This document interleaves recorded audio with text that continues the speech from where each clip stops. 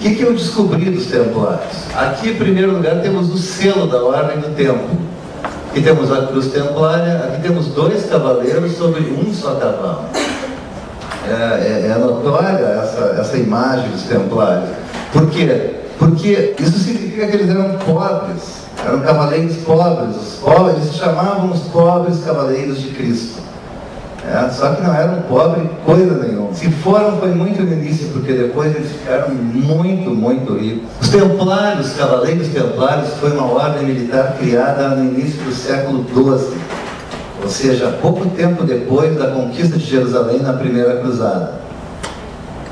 O objetivo deles seria transportar, abrigar e proteger os peregrinos que saíam daqui para a Terra Santa. Porque uma vez que foi conquistada Jerusalém na Primeira Cruzada, as rotas de peregrinação foram reabertas e um grande fluxo de peregrinos passou a querer visitar a Terra Santa, Jerusalém, Belém e todas as grandes cidades.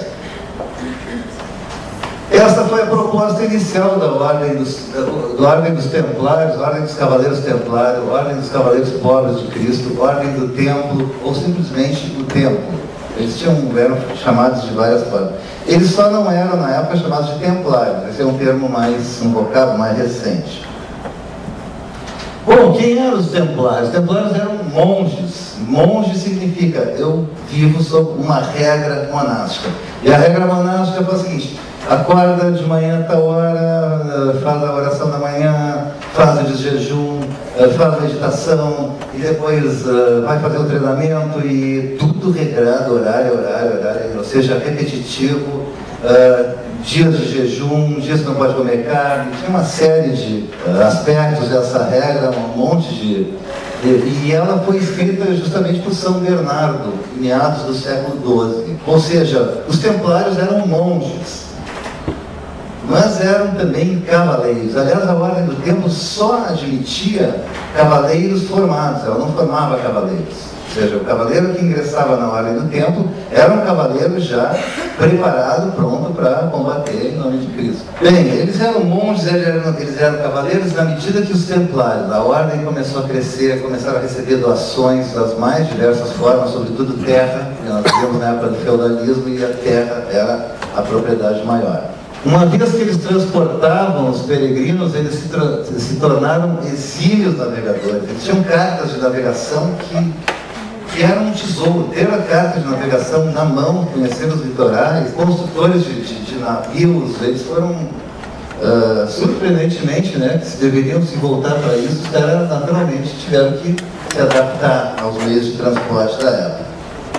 Eles se tornaram grandes construtores, eles criaram uma rede de fortalezas na Terra Santa que se comunicavam através de fogueiras, um castelo ou outro, tanto de dia ou fumaça durante o dia ou fogo durante a noite. Então, os templários se tornaram construtores de castelos e fortalezas que até hoje os engenheiros olham no alto de penhascos, mas como é que esses caras construíram isso? Um conhecimento de engenharia que surpreende. De onde foi que eles buscaram? E mais, os templários foram os primeiros banqueiros da história. Se alguém quisesse fazer uma peregrinação, numa casa do templo, por exemplo, em Londres, depositava um valor, recebia uma carta de crédito, e onde ele fosse passando, ele chegava, por exemplo, em Paris, preciso de tanto de dinheiro, ele recebia, um monge lá anotava, retirou tal quantia, tem saldo tanto, ou seja, era um banco. Depositava nesse banco e retirava em qualquer agência que fosse da casa do templo com aquele documento em mão. Ou seja, não precisava carregar dinheiro.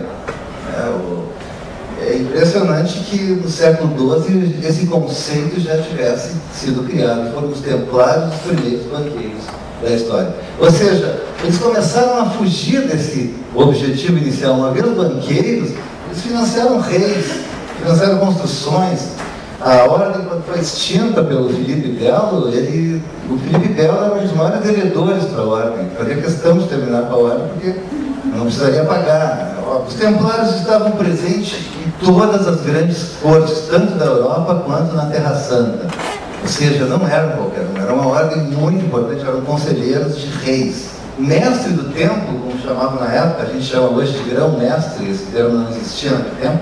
O mestre do templo se reportava ao Papa de só. Então era uma multinacional militar, certo? Ou seja, ligada ao Papa de Roma. Então, vocês imaginam o poder que tinham eles não estavam subordinados a reis, não estavam subordinados aos estados, reinos da época, eles estavam ligados ao Papa. Por que eu nunca tinha ouvido falar dos templários? Aqui, então, temos o interior de uma catedral gótica. Diz-se que os templários ajudaram a financiar e até construir muitas das catedrais góticas. Essa aqui é a Notre Dame, em Paris. E o que caracteriza uma catedral gótica? Em primeiro lugar, reparem que nós temos várias colunas. Essas colunas suportam essas chamadas nervuras, né?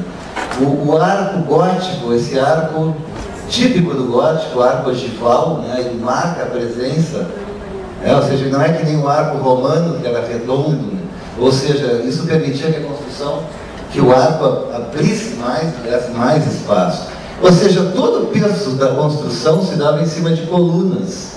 E essas colunas sustentavam, e eram sustentadas do lado de fora por contrafortes, ou seja, a estrutura ficava toda fechada em si mesma. Isso era realmente uma revolução, porque até então as construções eram feitas não em colunas, mas em paredes. Então as paredes tinham que ser grossas, para suportar o peso das abóbadas. O que foi a engenharia gótica trouxe? Trouxe uma revolução, porque todas essas paredes, olha como é fininho, né? Os vãos são preenchidos com paredes de alvenaria e que permite a colocação de janelas, que nas igrejas românicas não existia, ou seja, entrava luz na catedral, a catedral fica toda iluminada, veja os baitas vitrais lá atrás.